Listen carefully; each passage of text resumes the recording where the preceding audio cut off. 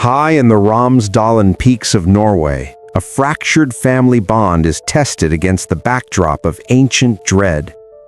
Tobias leads his daughter Nora into the shadows of the Troll Peaks, recounting a grisly folklore. 13 trolls, intoxicated by celebration, succumbed to time and calcified into the very earth they trod upon. While Nora dismisses these legends as the delusions of a dying culture, Tobias warns her of a visceral truth, that belief is the only lens through which the hidden world becomes visible. 2 decades later, the Atlantic coast screams with the sound of excavation. Nora, now a hardened archaeologist fueled by a stubbornness that borders on obsession, digs for ghosts in the dirt. While her team teeters on the brink of despair and bankruptcy, Nora unearths a relic of a prehistoric nightmare, a massive, distorted skull.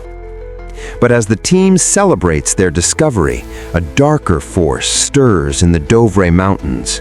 Industrial greed has driven a construction crew to blast through the ancient stone, ignoring the protests of activists who fear what lies beneath.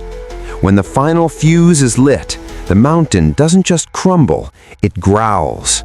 A seismic shift swallows the workers whole, leaving behind a silence far more terrifying than the explosion. The anomaly catches the eye of the Norwegian High Command. Sigrid, a reconnaissance specialist, assembles a dossier of visual horrors for Prime Minister Barrett, whose advisor, Andreas, identifies the massive indentations as footprints. Though the political elite scoff at the notion of monsters, the urgency of the destruction forces their hand. Nora is plucked from her life of dust and bones and thrust into a war room of skeptics. While the military prepares for a conventional strike, Nora sees the truth in the craters. These aren't sinkholes or geological pockets. They are the tracks of something living, something sentient, and something impossibly large.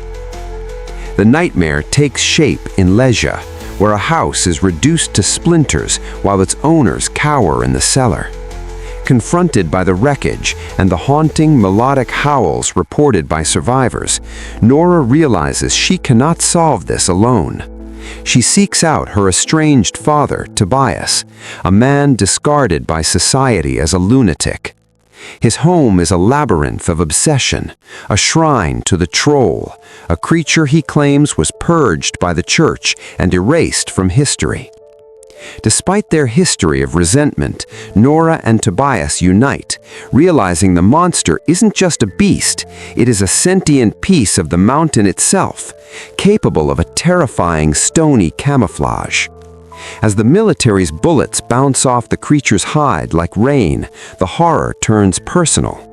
In the chaos of a failed night operation, Tobias attempts to commune with the beast, sensing a profound, ancient grief within its roars. The fragile peace is shattered by a rogue military strike, and in the ensuing carnage, Tobias is mortally wounded. His final breath is a riddle of the palace, the king, and home, a desperate plea for Nora to see the tragedy behind the terror. Driven by grief, Nora uncovers a sinister state secret. The royal palace was built upon the ruins of the Troll King's home, a tomb where the Christian conquerors slaughtered a family and left their last scion to rot in the dark. The final act descends upon Oslo as the creature comes home to reclaim its throne. The city becomes a kill zone where missiles and machine guns fail against a mountain made of flesh.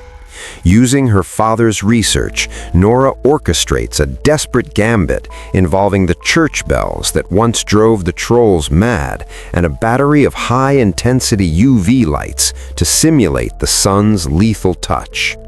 In the heart of the capital, Nora stares into the eyes of the last of a species, feeling the weight of its loneliness. But the mercy she offers comes too late. As the sun breaks the horizon, the creature is transformed into a towering monument of rubble, a tombstone for a king. The war ends not with a bang, but with a mourning silence, as a new mountain rises in the city, and a deep, rhythmic thud echoes from the dark caverns still hidden in the Dovre.